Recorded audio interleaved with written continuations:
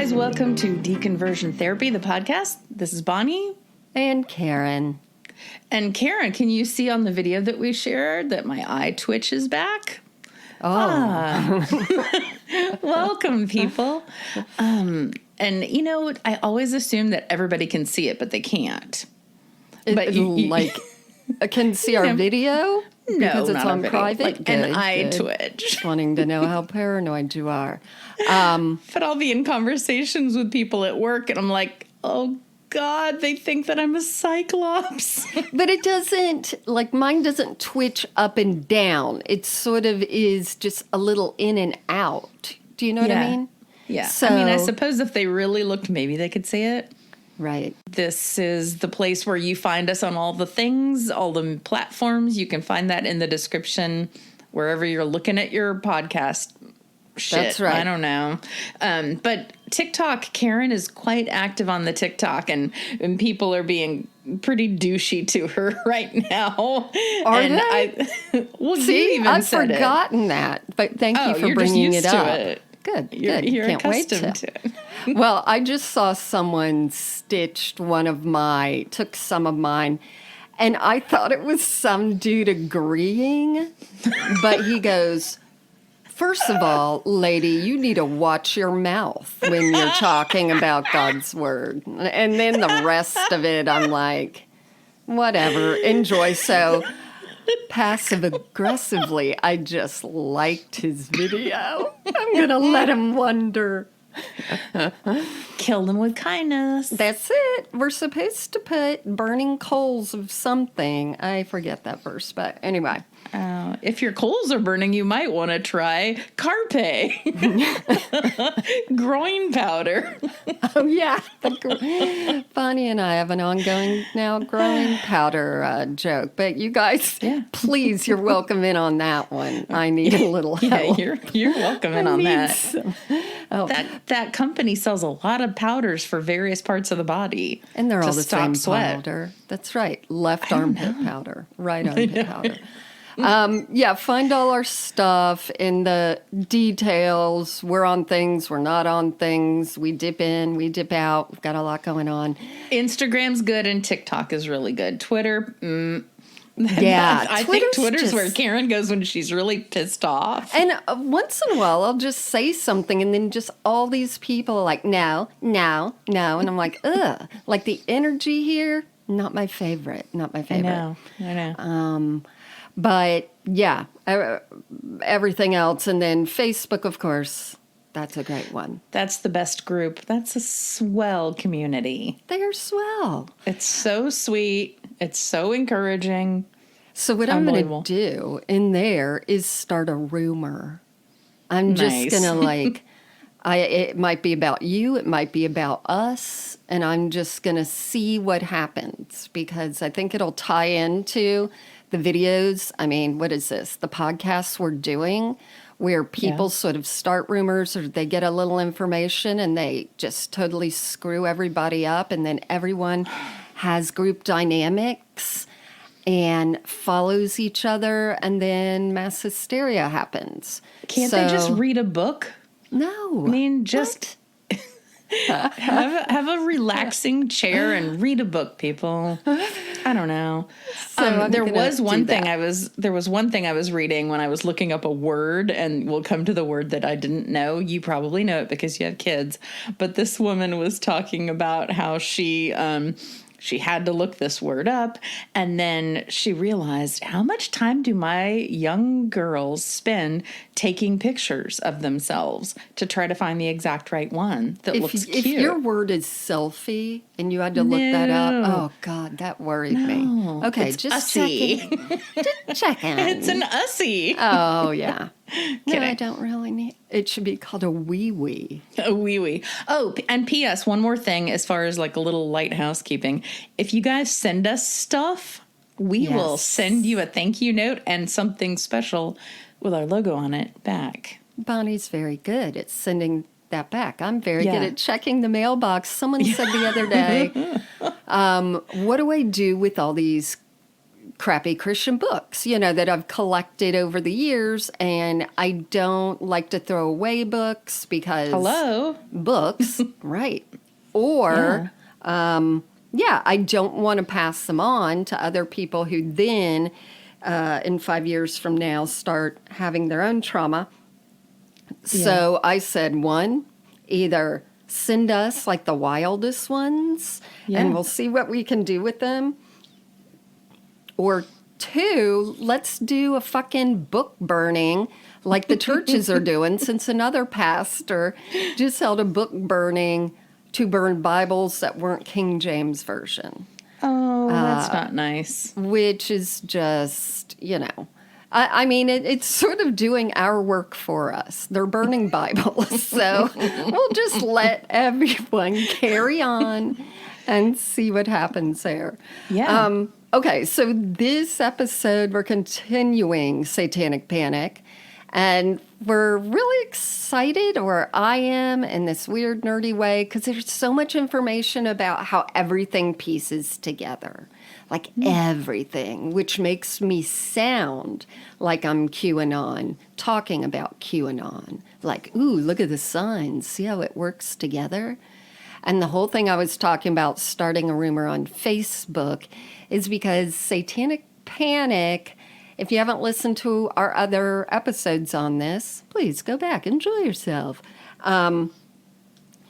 It really isn't a new concept that groups of people start to believe the same thing through word of mouth and now through the internet, and begin to believe things or see things in the sky or feel things in their body or whatever. So we looked up some of the past worldwide or large mass hysterias that happened way before the Satanic Panic started happening, where everything was blamed on Satan. Before we had a cute rhyme for it. That's right. Before it was a nice little marketed phrase.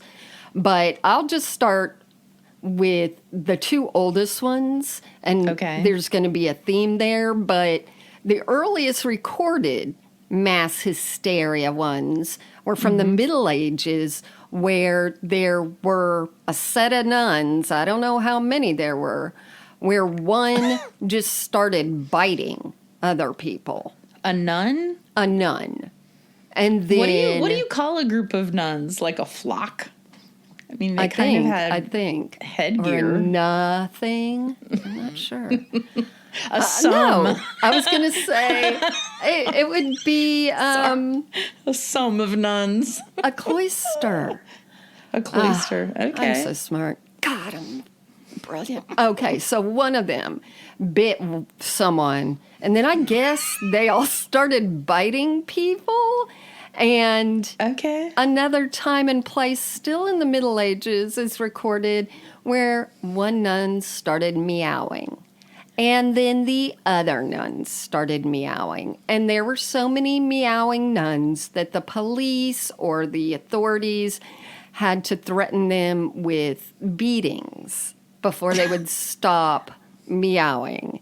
And the theme of things happening in like religious cloistered or female majority things with these mass hysterias is way too common. Yeah, but they're just, that was their only relief probably. It's like the camaraderie of the sisterhood, you know? I mean, I can only imagine they were completely kept down. Yeah. And I mean, just a little excitement to their day.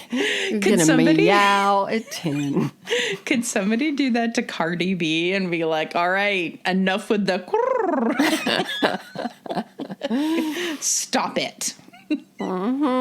So, yeah, those are the earliest. And I'm going to go through a few more, and I think you have some. So We'll try and tell you some chronologically. So then there were the early witch trials, which I like how when it said witch trials, I thought it meant our American witch trials because America's the only thing that matters in the world. I was taught in history class, but supposedly in like 1450 to 1750, there were a bunch of other witch trials happening, a lot of bullshit happening.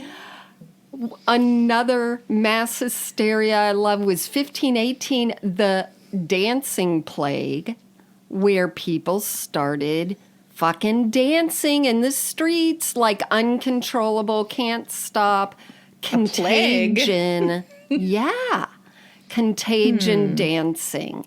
And like weird stuff like that kept happening. My favorite was the Irish Fright of 1688, in which parts of Wales during the Glorious Revolution, there were reports, this is my favorite, but that Irish soldiers were burning and massacring English towns. And this started like a mass panic in 19 counties. And there were thousands of people who armed themselves preparing to fend off this non-existent group of Irishmen. But now you can see how like prejudice builds into everything and just rumors and rumors. So then we decided, hey, we want to be hip. And then we had the Salem witch trials, which of course, like 20 people were executed. I think 5 more died related. And this is just built upon being frightened of, quote, evil. And I guess in the thing with the Irishmen just represented evil. Later, thank you. That's my people. Okay.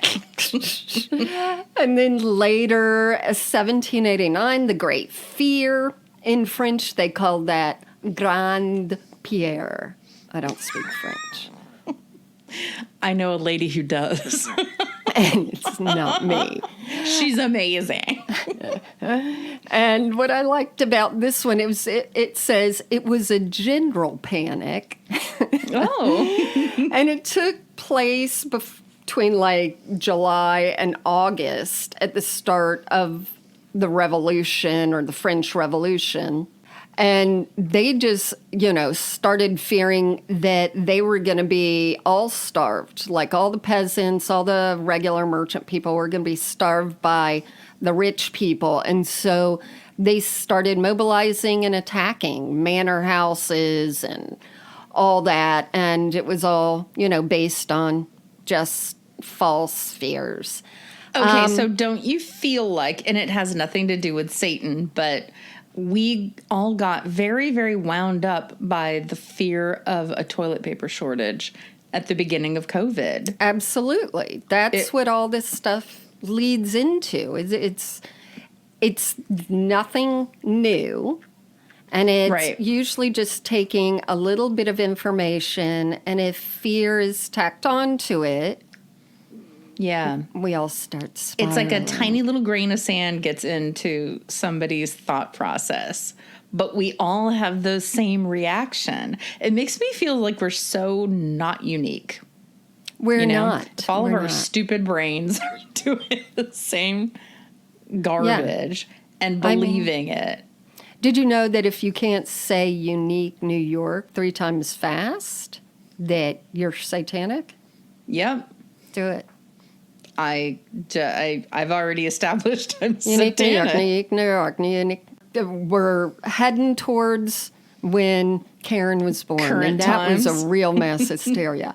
In Montreal in 1894, a damn seminary of women, which I don't think they were becoming pastors. I think it meant more like nuns or just you come here and be quiet type thing.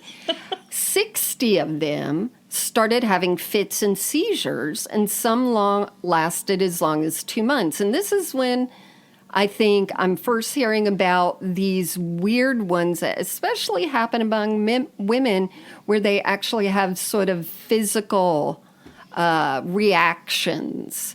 that duplicate among them, and people, especially when, that day we're still thinking that we can put pig's blood into people, and like we have no medical understanding. So I'm sure it freaked them out, and they're like, how does this happen? And then don't you wonder, like, there's no way to go back in time and go, okay, let's go to the video of it and see what it looked like back then. Yeah. Oh, are you all just having allergic reactions to something? And I don't know. Women back then, there was a lot of that swooning and fainting situation, which was a physical reaction that happened to women that is not so common now. And I wonder if that was like just things that became a habitual physical response to things. Just like we have cracking of the knuckles, or the way we all express fear with a big inhale or something. I don't know. And don't you, like, maybe it was just a very, very cold winter. Montreal can be pretty cold. Could have been cold. They all just were shivering. They were just shaking. You're and welcome. The shaking went on and expanded. And later, about 10 years later, in Germany, there were 237 children that were impacted by what was called the trembling disease. And of course, they, I think it was very rare that someone on one side of Germany starts trembling and then one on the other side. It wasn't like polio, where it was sort of like, oh gosh, we have a sickness going on. All the people this started happening to were in the same area, knew each other, went to school with each other. So could it be like the way that people say that, oh, I felt peer pressure to speak in tongues? I'm like, oh, I better. Absolutely. I think so. Or like in prayer groups, or when you're singing praise and stuff, like everyone gets caught up in it and feels the Spirit of the Lord. I think it's absolutely that. Well, then you got the dancing people there too. And where does restless leg syndrome fall into all of this? This one is, did you read what's next? Because that's what I'm, this one, listen to this one. Okay. In Bellevue, Louisiana, 1939, a girl developed a leg twitch at the annual homecoming high school dance, and attacks worsened and spread to her friends over the next several weeks. And these kinds of things I've heard a lot. But I don't know. You're just like, what's the narrative that goes with it? Is she just Satan. like, I can't stop doing my leg? Or was she the popular girl and everyone's like, hey, I too have this leg issue? I don't know. So then there's the one that you were involved in 1997 in Japan. Called the Pokemon Panic, where thousands of Japanese children seemingly had seizures by watching one particular episode of Pokemon, because each of them were telling each other, I watched this, and then I was shaking. Yeah, me too. And it's sort of like what's that thing where you look in the mirror and you say, Candyman? Yes. Isn't that the movie? Or Bloody Mary. Oh, yeah. I swear, we all felt it. We all saw it. So I think that's the kind of thing that happened. Well, I don't know that this is going in order, but the one that I thought was particularly funny was in 2008 in Tanzania. 20 girls at a school started fainting while taking their final year exams. And it had been linked to neurosis related to the local practice of witchcraft. Or were they not prepared and figured it out? It reminds me of the guy we went to high school with, where during like the ACT, SAT finals, something, he had a real problem because his eyes would tear up and he couldn't see the test because he would get nervous and get tight muscles in his neck, and it was pinching like the optical nerve, something. Oh my gosh. And that's a pretty damn good excuse, I'll tell you that. So that's all to say that when the Satanic Panic hit, people already, they might not have understood or had any great knowledge like we just partaked with you about mass hysteria. But we know that people can be set up to act in weird ways, believe weird things, and again, can't look this stuff up. So in 1983, the main issue or the main event with the Satanic Panic was that a mother accused an employee of McMartin preschool in Manhattan Beach, California, of molesting her child. And this started a massive investigation. It went back 2 decades. It's still somewhat going on now because these things morph into sort of other things. But in this one McMartin preschool, it included 7 employees, and 360 of the children in the past few decades at that one preschool said that they'd been abused, which would be shocking. You have to wonder about that. But, well, we do in this day and age, but it would be shocking if all you had was Geraldo or Oprah or newspapers going and investigating. Yeah, uncovering this terrible, you'd be like, I knew it. And this was because preschools were having a big backlash because this was the time where women were starting to work outside the home. People did not like that. They thought that was, a bit satanic in itself because it was breaking up the nuclear traditional home. Mm-hmm. And there was a lot of mistrust of people who watched your kids. And the next thing you know, there's all these little kids saying they were molested. So later, of course, we realize in the interviews, and this is a lot later, it was the coercive interviewing where they say to the kid, we know you were touched. Show us where. Oh. So the kid's like, their nose, okay, not just your nose though, right? That whole thing. And so kids are just like, let me tell you a story. And they start going crazy and the fucking adults believe them. So kids start saying, yeah, my teacher flew around on a broomstick. And they're like, what? And next thing you know, you got kids saying that children were sacrificed. Sure. And yeah, and without any proof, the adults are going, it could happen. And because they were still all very traditionally in this black and white God Satan situation. And kids yap to each other too. Yeah. And you get such BS irrelevant information. I remember I used to go to this day camp program when it was summer and not school time. And the big rumor was, oh my gosh, this lady was making cookies for us and she spit in them. Right. And so you didn't want to not take a cookie, but it was like, oh my God, I'm eating the spit cookies. And they were pretty good. But they're delicious. And then I mean, just the news that gets from a kid's mouth garbled up into their brain and then spit out to an adult. And you can imagine, this stuff just gets garbled up in kids' brains. Totally. I remember. And in adults' brains, too. Sorry. No, didn't want to. I was watching these kids. I was working at a day camp, and the trash I heard out of their mouths. But my favorite was some kids arguing, and up comes, they're 7, 8.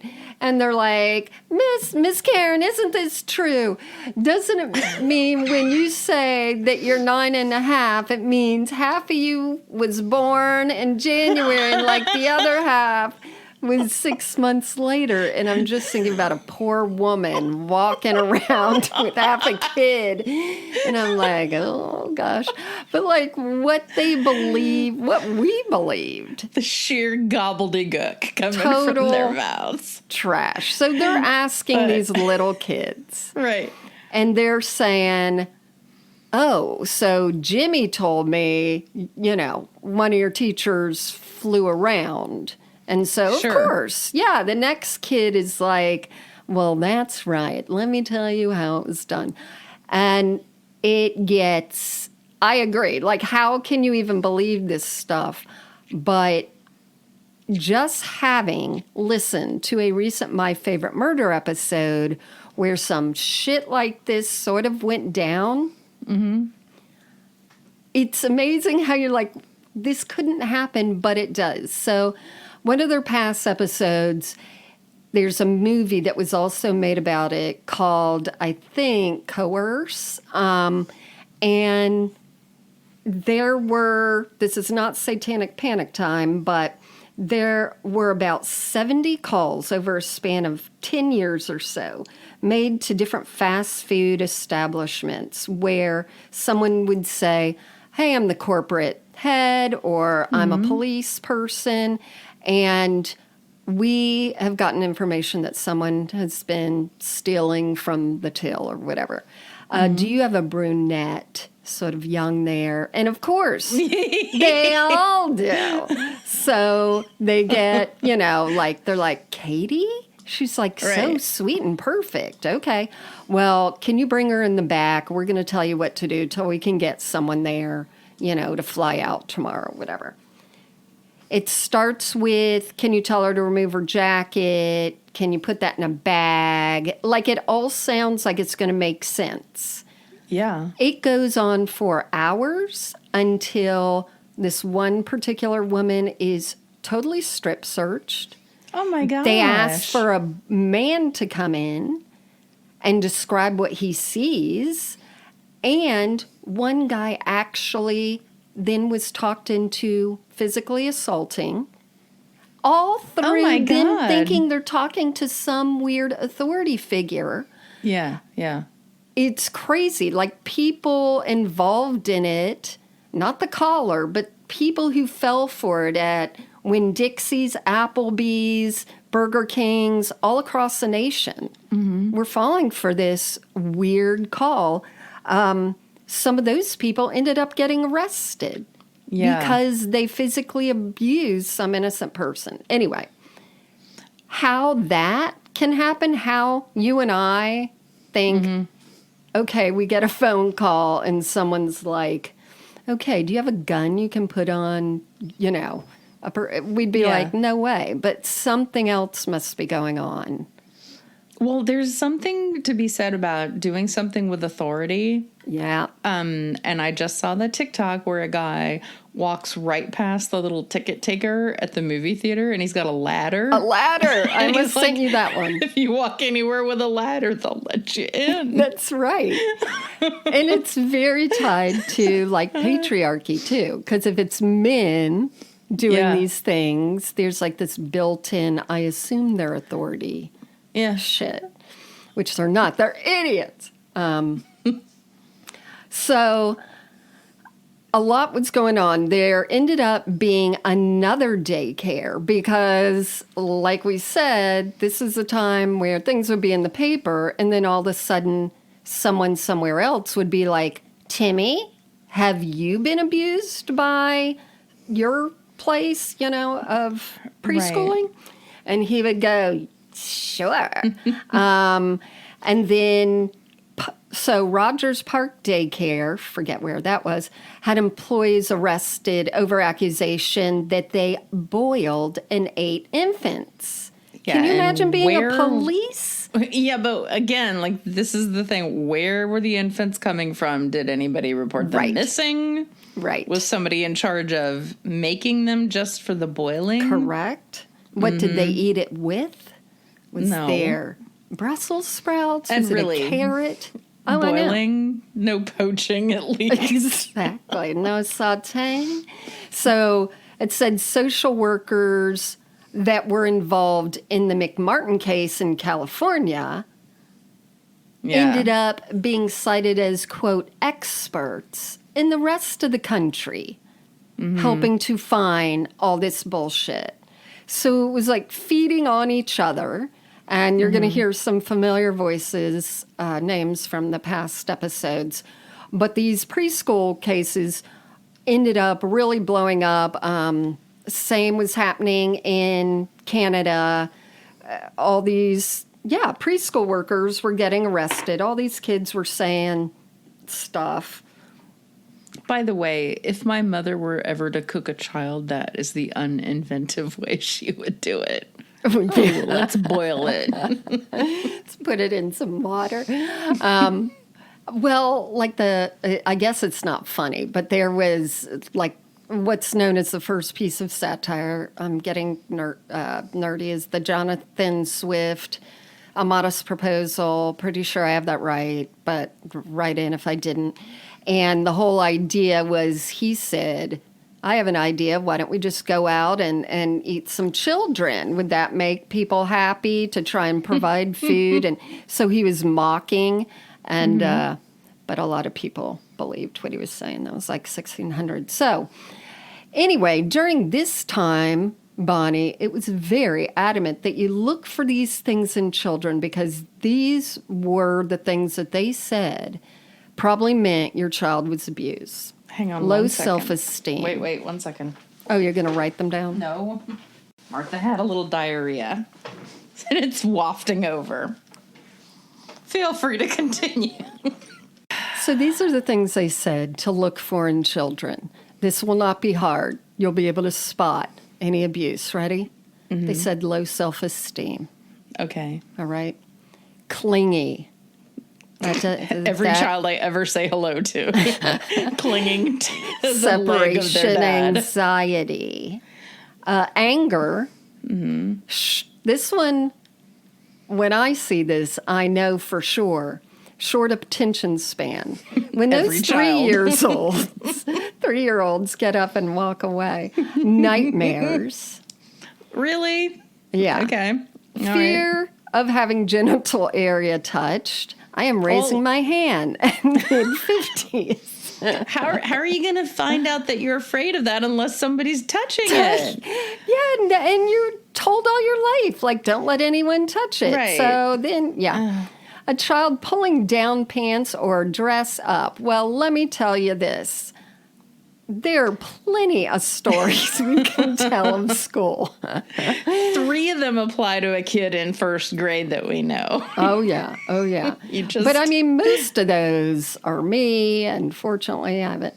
But there was no good or scientifically better way to spot these. And of course, all the teachers and the parents were on high alert. They're reading these things in the newspaper saying, okay, there is, and this relates to what is being believed today, there is an underground, deeper level group of people who are trying to get to our children. And they are Satanists and all this. And now it's finally coming out. It's coming to light because the Bible says all things will be brought into the light. And people were looking for those things. And of course, people were also saying the only way to combat it is Christianity. So it wasn't like, let's take your kid to a therapist, or let's pull your kid out of the school, or whatever. It can only be fought with Christianity. Okay, so hang on. I need to interject here about the years that all of this took place. Yeah. Okay, this clearly didn't take place when we were tiny, because everybody then seemed to know, like, don't listen to them. These are the worst eyewitnesses to anything ever. A kid. But somehow the generation of parents in like 83 to 95, I think you were saying. Yep. They were like, oh, let's listen to what they say. Yeah. So it goes from being completely ignored to completely paid attention to. Like, there's no middle ground of, hey, why don't you define what you're saying, kid? Like, why don't you explain what that turkey means? Say it again. And just because you still say Lello, it's all right. We believe every other word you're saying. That's right.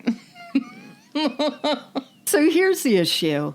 If you were born from about 1983 to 1995, you might have been told or been asked or anything if you were sexually abused, because there were over 12,000 unsubstantiated cases.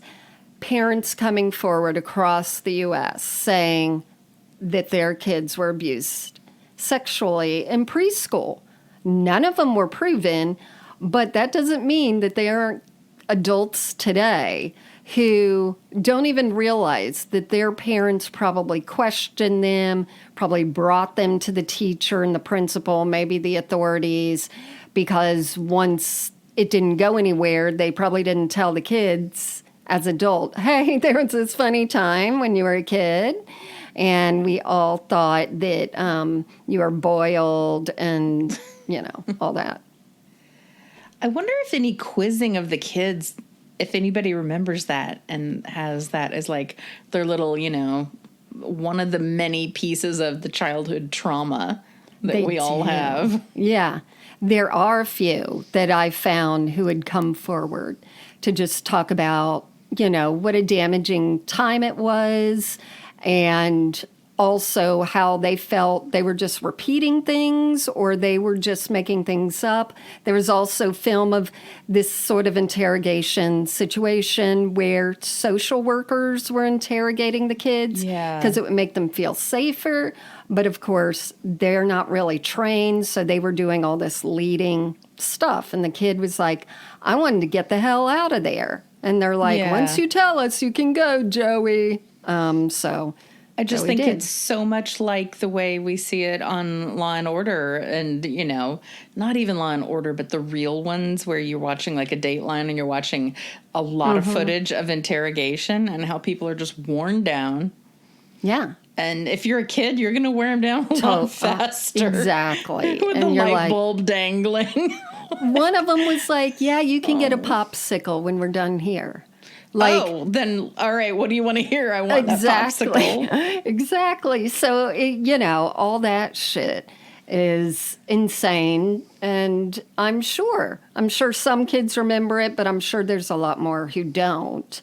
And so when all these investigations started happening, who came and were experts? Again, we have the hilarious Christian comedian, former Satanist himself, Mike Warnke. They bring his schlubby self, mulleted thing in, because he's like, I'm going to help train police.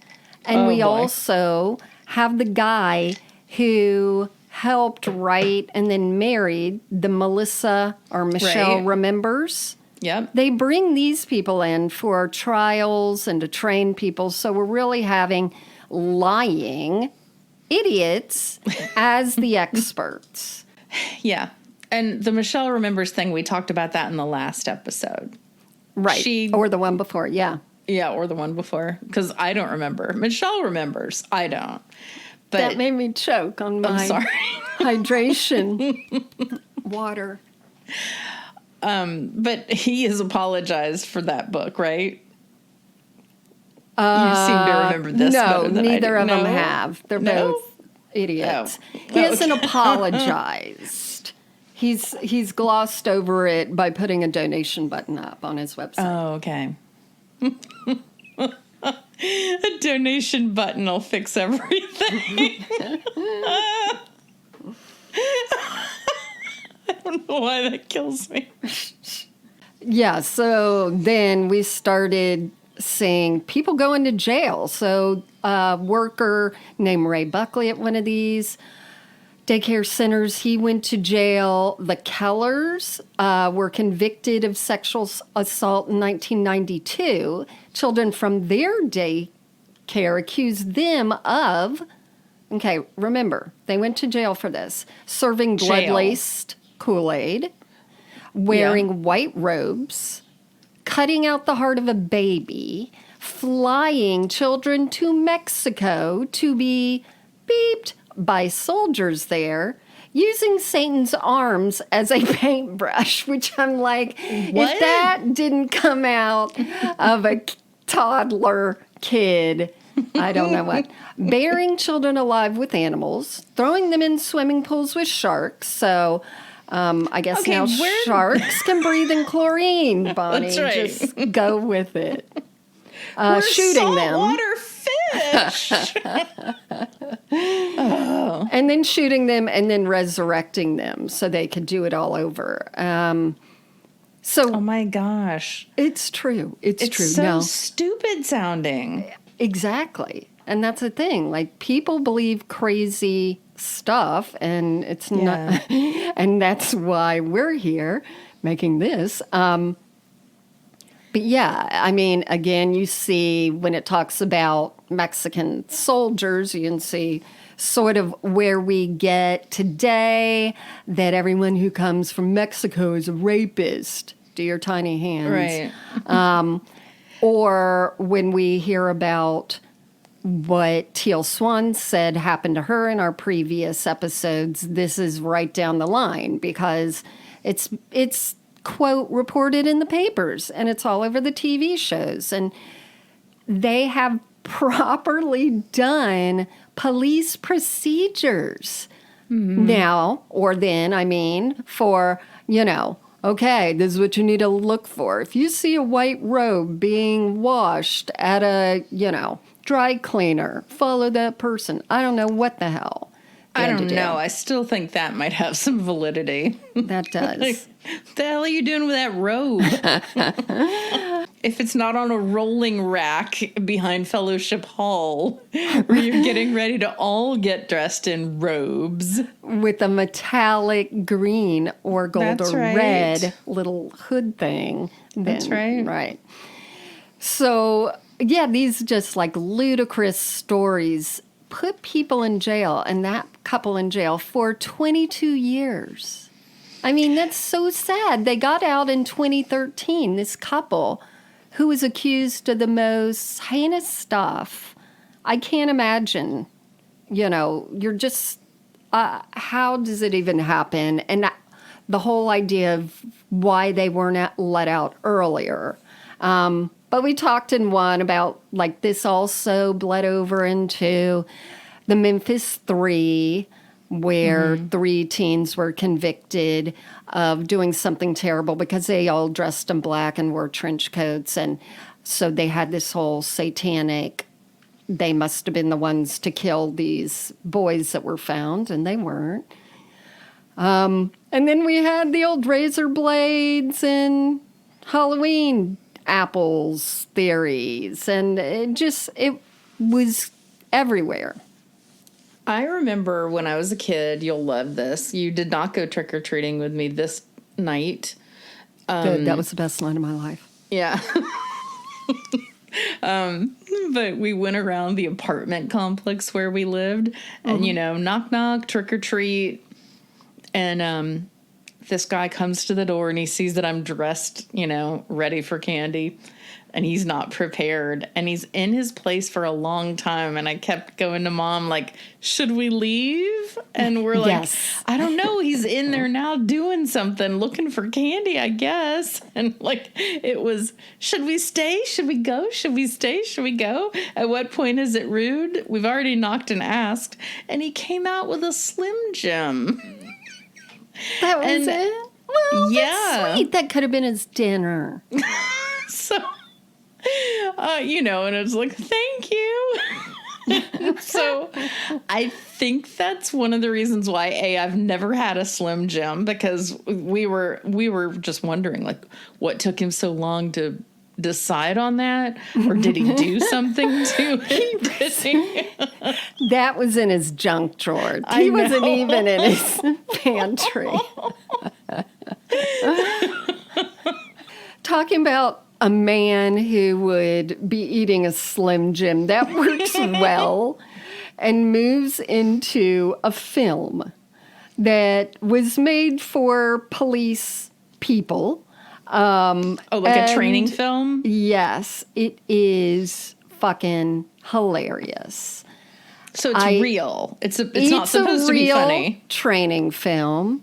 Okay. And it's called a Satanic Panic masterpiece. That's very redundant. Tongue-in-cheek. This man, Gordon L. Coulter, made Cop / pastor. That's what I was going to say. His little moniker is cop / pastor. Made a law enforcement guide to satanic cults. And it's, an hour long. I watched most of it, and I just want to say that it's not fair that I watched this. Okay, so it was backed by a company called Word Entertainment based out of Nashville, and it's part of a larger satanic video series. But there was in there a man named Lenny McGill, and he now owns the largest Glock megastore in the country. Oh. Isn't that shocking? How comforting. Firearms and fear and Satan. Yeah. But I watched this film, and it is horrifying because they even have different police officers saying, listen, I know some people don't believe this, but I have seen this with my own eyes. I have seen people whose eyes are black and they're wigged out, and I am sure it's Satan, and I know that the only thing that can help these people is Christ. So they're spreading the gospel through these things that the police are watching. As in, guess what, police? Your only thing you can tell people is that they need to go to church. Or maybe they just need penicillin. I mean, the more I'm mulling over what we talked about stuff that went on in the 1800s, who the hell knows what these people were catching? And and we didn't have, We didn't have medicine. People didn't wash their hands before they delivered babies. People are smoking the pipe. People are getting, infections or have mental, issues or whatever. So here are some of the things that they said to look out for and what to do. From the training video? In the training video. And number one is so telling. Number one, don't rationalize. That's it. They're like, if you see something weird, it's probably satanic activity. So they even had this little scene of this, fluffy mullet-haired guy going see, here in the park, we see two rocks on top of each other, which is a common Satan marker to say, walk this way or whatever the hell. So they say, don't rationalize. It is satanic. Then number two is investigate. Three, that's at least comforting. Number two. I know, but not if you've thrown away the rationalizing. What I think's interesting at this time is number three, book the intoxicated. And it's just like there was a case that ended up leading to black people getting arrested and handcuffed for no reason. And it was from a case from someone lying, saying that, a black man had assaulted them.